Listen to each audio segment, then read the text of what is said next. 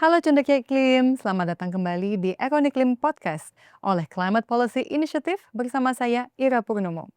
Econ Iklim adalah sebuah ruang diskusi mengenai topik transisi energi, krisis iklim, dan kaitan eratnya dengan keuangan dan ekonomi. Nah, sebelum kita mulai ke season 2, hari ini saya ingin membahas satu buku, yaitu Siapa Bayar Apa untuk Transisi Hijau. Buku ini telah digagas oleh Climate Policy Initiative dan juga diterbitkan oleh Media Indonesia. Di sini, di dalam buku ini terdapat berbagai penulis dari berbagai latar belakang dan juga dari berbagai sektor. Jadi ada penulis dari sektor energi dan juga dari sektor keuangan. Ada juga dari praktisi dan juga dari akademisi. Nah, untuk editornya sendiri, buku ini telah disunting oleh Bapak Adrian Panggabean dan oleh rekan saya Albertus Prabu Siagian.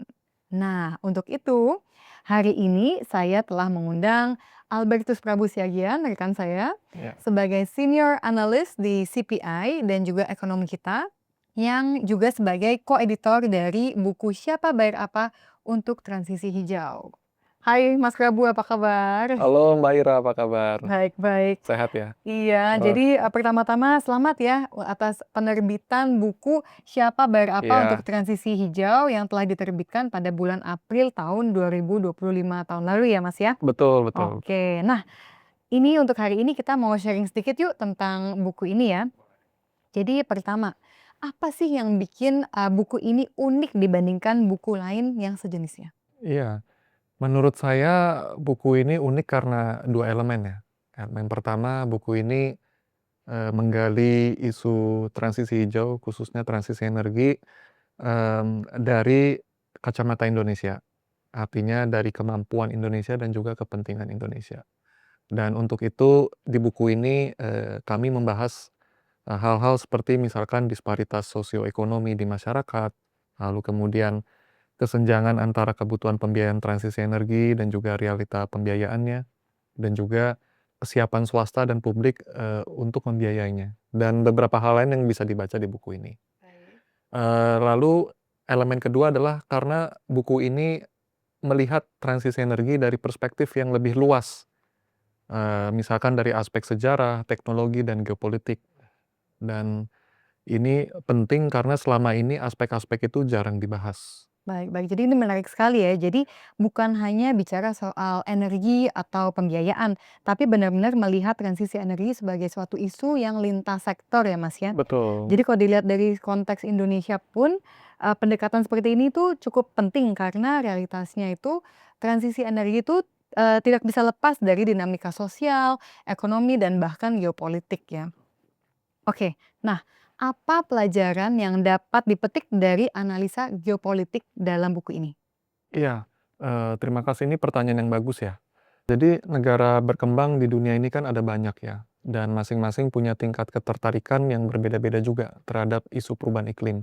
Tergantung bagaimana masing-masing dari mereka mau memaknai fakta bahwa perubahan iklim global ini sebagian besar tidak disebabkan oleh negara berkembang itu sendiri. Hal kedua adalah, karena negara berkembang itu punya tingkat dan cara pembangunan ekonomi yang juga beragam, di mana mungkin ada yang merasa selaras atau kurang selaras dengan, agenda perubahan iklim global. Sehingga secara total antusiasme, komunitas global untuk, memitigasi perubahan iklim termasuk lewat transisi energi, itu mungkin tidak sekencang atau secepat yang diharapkan. Dan ini justru memunculkan tanda tanya bersama bagi, banyak pihak di dunia. Dan ini, semakin diperparah dengan perkembangan dewasa ini bahwa Amerika Serikat di bawah kepemimpinan Trump yang kedua, itu menarik diri kan dari Perjanjian Paris. Dan juga kita lihat Amerika dan Uni Eropa juga sedang, fokus terhadap isu lain yaitu, pertahanan dan keamanan. Jadi menurut saya itu yang bisa saya sampaikan mengenai, aspek geopolitik yang coba disampaikan oleh, buku ini. Baik, baik. Jadi ini perspektif yang sangat relevan ya, karena seringkali kalau kita bicara tentang negara berkembang dan transisi energi, kita melihat seolah-olah starting point-nya tuh sama, padahal kan enggak Mhm. seperti itu Iya, ya. betul Mhm. betul. Oke, terakhir, Iya. apakah ada solusi teknokratis yang diberikan dalam buku ini? Iya, eee, transisi energi itu kan artinya pindah ke energi baru terbarukan, yang di mana itu emisinya lebih rendah. Jadi orang melihat, oke, transisi energi ini artinya untuk mengurangi emisi, yang artinya orang melihat ini bagian dari mitigasi perubahan iklim global. Menurut saya itu benar, tapi biasanya kalau kita memakai cara pikir itu, framework seperti itu, kemudian diskusinya jadi mandek.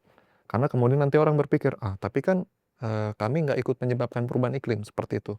Jadi meskipun narasinya benar, tapi itu kurang produktif karena sering mandek tuh, kalau orang mikir pakai framework itu. Nah, di buku ini kita mengajak pembaca untuk juga ingat bahwa transisi energi itu bisa dipakai untuk misalkan ya, mempercepat elektrifikasi di, daerah terpencil. Ini nggak ada hubungannya sama iklim. Lalu misalkan untuk, meningkatkan daya saing industri, karena biaya modal PLTS dan PLTB misalkan, itu makin lama makin kompetitif. Dan sekali lagi ini nggak ada hubungannya sama iklim. Yang ketiga, membatasi, impor BBM. Ini juga nggak ada hubungannya sama, iklim kan. Jadi transisi energi itu menurut saya, tetap, baik untuk dijalankan, terlepas dinamika isu perubahan iklim di luar sana. Tinggal sekarang pertanyaannya bagaimana kita bisa melakukan transisi energi. Kalau menurut saya, belajar dari pengalaman, bangsa Indonesia selama ini, hal yang kali ini harus kita lakukan berbeda adalah Indonesia harus menguasai teknologi energi baru terbarukan.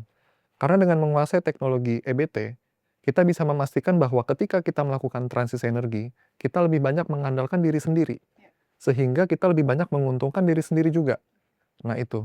Nah, tentang bagaimana kita bisa menguasai teknologi ya, mungkin dengan transfer teknologi, mungkin dengan, beli paten, dan beberapa hal lain yang, kami bahas juga di dalam buku ini. Baik baik. Jadi narasi transisi energi ini sebenarnya bisa lebih jauh, lebih luas dan relevan untuk Indonesia ya, tidak hanya soal kontribusi terhadap, krisis iklim. Dan ada aspek ketahanan energi, pemerataan akses, hingga daya saing ekonomi ke depannya ya, seperti tadi Mas Prabu katakan. Dan yang paling penting seperti, yang tadi dikatakan juga adalah bagaimana Indonesia bisa mengambil peran yang lebih besar, nggak hanya sebagai pengguna, tapi juga sebagai penguasa teknologi, gitu ya. Baik, oke. Terima kasih Mas Prabu atas Iya. pembahasan tentang buku Siapa Bayar Apa untuk Transisi Hijau.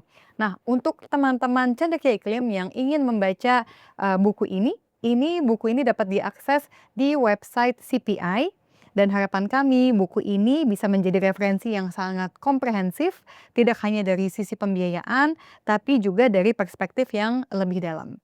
Salam cendekia iklim.